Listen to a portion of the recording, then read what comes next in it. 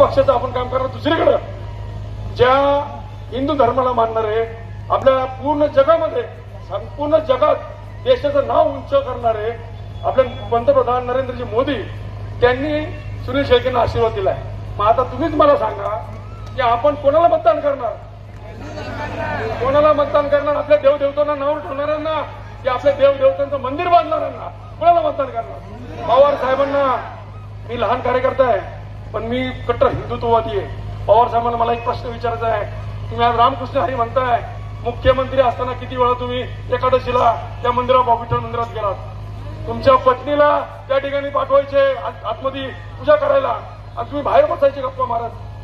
तुम्ही आमच्या दगडूशेठ मंदिराच्या समोर जाताय, दगडूशेठ मंदिराच्या समोर जाताय आणि सकाळी 10 वाजता म्हणताय मी मटण खाऊन आलोय. तुम्ही चतुर्थी दिवशी मटण खाताय आणि सांगताय मी मटण खाल्लंय. चतुर्थी एकादशीच्या दिवशी मी मटण खाताना सांगताय. कुठली पद्धत? तुम्ही समाजाला कुठून न्यायला लागले?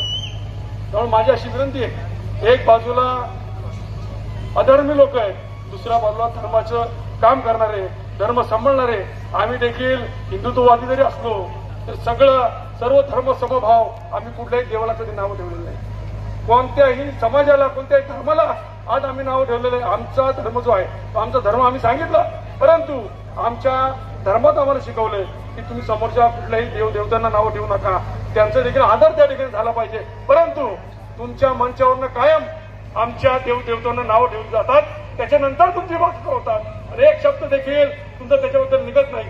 आज आपल्या मावळ तालुक्यामध्ये आपल्या आया बहिणीला काय काय बोललं जातं, किती वाईट परिस्थितीमध्ये बोललं जातंय आणि आपण सहन करतोय. त्यामुळे माझी एक विनंती आहे, धर्म आणि अधर्माची ही लढाई आहे. मला देखील त्यावेळेस वाटलं होतं की माझे सगळे नेते त्या ठिकाणी माझ्या समोर उभे असणार आहेत. मी आता काय करायचं? भारतीय जनता पक्षाचा धर्म पाळायचा की त्यांच्याबरोबर जायचं? मला देखील माझ्या कृष्णासारखा एक माझा पाठीराखा आहे, माझा एक चांगलं सांगणारा माझा एक हे आहे. तर त्याला मी विचारलं तर त्यांनी मला सांगितलं की तू जे योग्य करतोय, तू पक्षाचं जे पक्षाने सांगितलंय ते करतोय, ते योग्य करतोय. त्यामुळं मला मी पण म्हटलं की बाबा आता भाजप आणि शिवसेना, राष्ट्रवादी काँग्रेस, RPI आणि SRP यांचंच आपण मनापासून काम करायचं. म्हणून आम्ही गेले 15-20 दिवसापासून या ठिकाणी सुनील शेळकेसाठी भारतीय जनता पक्षाचे मावळ तालुक्यातून अनेक कार्यकर्ते त्या ठिकाणी काम करत आहेत. मला एकच सांगायचं आहे, आपल्या तालुक्याचा, आपल्या वैयक्तिक स्वतःचा आणि आपल्या मुलाबाळांचा जर त्यांना चांगले संस्कार द्यायचे असतील, मुलाबाळांना, मुलींना, महिलांना, आमच्या तरुण पुरांना काम द्यायचं असेल, संस्कार द्यायचे असतील तर सुनील शेळकेचा दुसरा उमेदवार नाही. लक्षात घ्या. 25, 30 वर्ष या ठिकाणी तळेगावात आपण नगर परिषद नगरसेवक घुसवलेले आहेत. त्यांनी मला सांगावं की त्यांच्यामुळं तळेगाव शहरामध्ये एखादं मोठं काम झालंय. आता ही जे सरसेनापती अजितराजे दाभाडे हे जे शॉपिंग कॉम्प्लेक्स आहे, कोणतरी म्हटलं की त्यांनी बांधलंय, त्यांनी आणलं बांधून.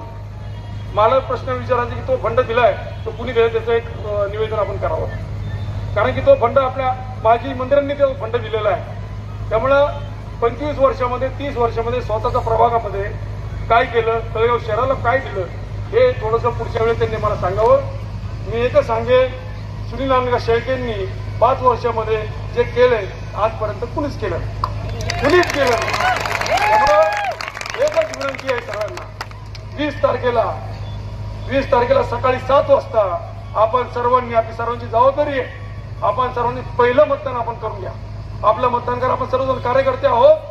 मतदान करत असताना आपलं मतदान करा, आपल्या परिवाराचं मतदान करून घ्या. आपले नातेवाईक असतील, आपले मित्रपरिवार असतील, आपले कार्यकर्ते असतील, त्यांचं मतदान करून घ्या.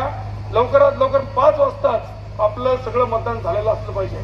सुनील शेळकेचं बटन 1 नंबरचं आहे, माणूस 1 नंबरचा आहे.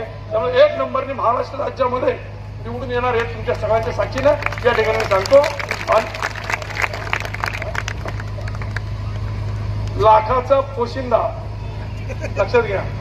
लाख मेले तरी चालतील. माझ्या अण्णांना सांगितलं मी, लाख मेले तरी चालतील, लाखाचा पोशिंदा हा असला पाहिजे आपल्याबरोबर. हा जर तिथे विधानसभेमध्ये लाखाचा पोशिंदा गेला तर लाख लोकांचं नाही, करोडो लोकांचं आपल्याला भलं होणार आहे.